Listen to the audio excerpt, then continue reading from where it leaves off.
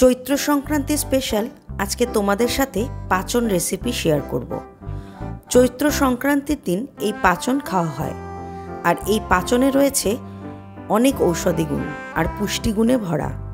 Traditional এই রান্নাটি আমি কিভাবে করি তা দেখে নেওয়া যাক। পাচন তৈরি করার জন্য আমি যে সবজিগুলো নিয়েছি তা হলো সজনের ডাঁটা, থোড় বা ভাড়ালি, মিষ্টি কুমড়ো, চাল কুমড়ো, গাজর, মিষ্টি আলু, আর নিয়েছি বরবটি, ঝিঙে, সিম, পটল, চিচিঙ্গা, টমেটো, বেগুন, এঁচড় আর শিমের দানা। আমি এখানে কাঁচা শিমের দানা ব্যবহার করেছি। একটা ভাজা মশলা তৈরি করে নেব। এর জন্য কড়াই গরম করে তাতে 1 চামচ গোটা জিরে, 1 চামচ গোটা ধনে, 1 চামচ মৌরি আর 2টো শুকনো লঙ্কা শুকনো খোলায় ভেজে নেব। বেশিক্ষণ লাল করে ভাজবো না। মশলা থেকে সুন্দর গন্ধ বেরোতে শুরু করলে মশলাটা মিক্সিতে নিয়ে গুঁড়ো করে নেব। এরপর কড়াইতে পরিমাণ মতো জল দিয়ে এঁচড়গুলো অল্প নুন দিয়ে সেদ্ধ করে নেব।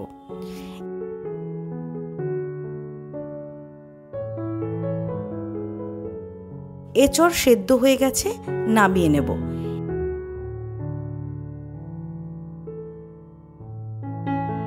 এরপর কড়াইতে বেশ অনেকটা পরিমাণে সর্ষের তেল দিয়ে দেব। তেল গরম হয়ে এলে 1 চামচ 5 ফোড়ন, 3টে শুকনো লঙ্কা আর 2টো তেজপাতা দিয়ে ফোড়নটাকে ভালো করে নেড়ে নেব। ফোড়ন থেকে সুন্দর গন্ধ বেরোতে শুরু করলে দিয়ে দেব আলু।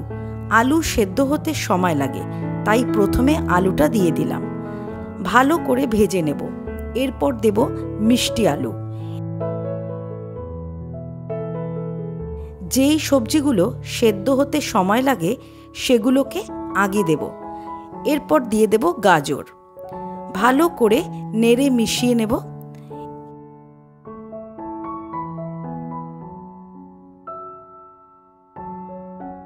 এরপর দেব থোড় বা ভাড়ালি। ভাড়ালিটা একটু ভেজে নেব।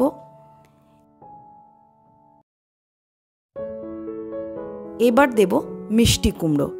একে একে সবজিগুলো দেব আর নেড়েচেড়ে ভেজে নেব। সবজিগুলোকে 5 থেকে 7 মিনিটের জন্য ঢেকে দেব।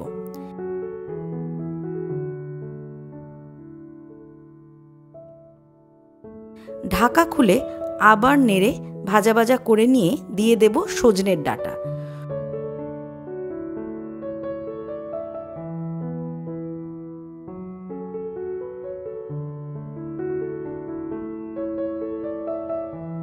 সজনে ডাঁটাটা একটু নেড়ে নিয়ে দেব পটল।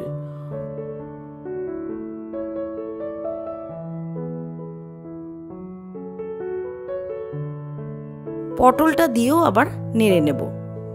এরপর দেব সিম আর দেব আদা কাঁচা লঙ্কা বাটা। এখানে 1.5 ইঞ্চির একটা আদার টুকরো আর 7 থেকে 8টা কাঁচা লঙ্কা একসাথে বেটে নিয়েছি। মশলার বাটি ধুয়ে অল্প জল দিয়ে ভালো করে মশলার সাথে সবজিগুলোকে কষিয়ে নেব। তারপর 10 মিনিটের জন্য ঢাকা দিয়ে দেব।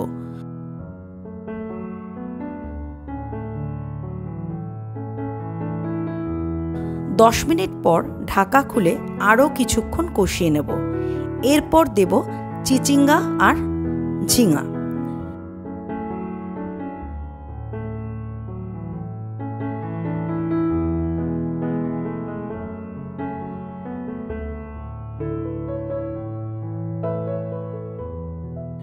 আবারও মশলার সাথে কষিয়ে নেব। এবার গুঁড়ো মশলা দিয়ে দেব। আমি এখানে 1 চামচ লাল লঙ্কার গুঁড়ো, 1 চামচ ধনে গুঁড়ো, 1 চামচ জিরে গুঁড়ো আর 1/2 চামচ হলুদ গুঁড়ো দিয়ে ভালো করে মিশিয়ে নিচ্ছি। এরপর দিয়ে দেব বরবটি। এই সবজিগুলো সেদ্ধ হতে বেশি সময় লাগে না, তাই আমি পরে ব্যবহার করছি। আবারও মশলার সাথে ভালো করে কষিয়ে নিয়ে বাকি মশলা ধোয়া জলটা দিয়ে দেব। এখানে আমি আলাদা করে কোনো জলের ব্যবহার করব না, সবজির নিজস্ব জলেই সবজি সেদ্ধ হয়ে যাবে। আবারও ভালো করে কষে নেব। এবার ঢেকে দেব। 5 মিনিট পর ঢাকা খুলে চাল কুমড়োটা দিয়ে দেব। আবারও ভালো করে মিশিয়ে নেব। এইভাবে একবার মিশিয়ে নেব, আবার ঢেকে দেব, আবার মিশিয়ে নেব, আবার ঢেকে দেব। এইভাবে সবজিগুলোকে অনেকক্ষণ ধরে সেদ্ধ করে নিতে হবে। এরপর ঢাকা খুলে ভালো করে নেড়েচেড়ে দেখে নেব সবজি আমাদের সেদ্ধ হয়েছে কিনা। সবজিগুলো 80% মতো সেদ্ধ হয়ে গেছে। এরপর দেব আগে থেকে সেদ্ধ করে রাখা এঁচড় আর শিমের দানা দিয়ে ভালো করে মিশিয়ে নেব। এরপর আমি এখানে টুকরো করা বেগুন আর টমেটো ব্যবহার করেছিলাম, কিন্তু ওভারহিটের জন্য আমার ক্যামেরা বন্ধ হয়ে যায়, তাই সেটা দেখাতে পারিনি। এর জন্য তোমাদের কাছে ক্ষমা চেয়ে নিচ্ছি। এরপর ঢাকা খুলে আবারও মিশিয়ে নেব।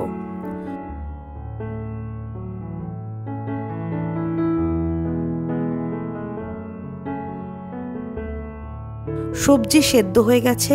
পরিমাণ মতো নুন চিনি মিশিয়ে দেব। তারপর ভাজা মশলা দিয়ে দেব।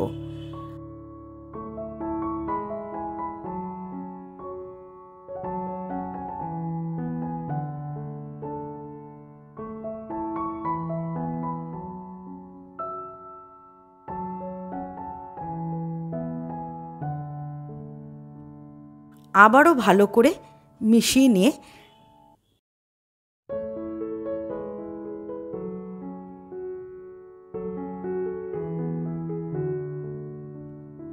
ঢেকে গ্যাস অফ করে দেব। 5 মিনিট স্ট্যান্ডিং টাইমে রাখবো, তারপর সার্ভ করে নেব। তৈরি হয়ে গেল চৈত্র সংক্রান্তির স্পেশাল পাঁচন রেসিপি। রেসিপিটা তোমাদের কেমন লাগলো একটা লাইক আর কমেন্ট করে জানিও কিন্তু। আবারও দেখা হচ্ছে অন্য কোনো রেসিপি নিয়ে পরের ভিডিওতে।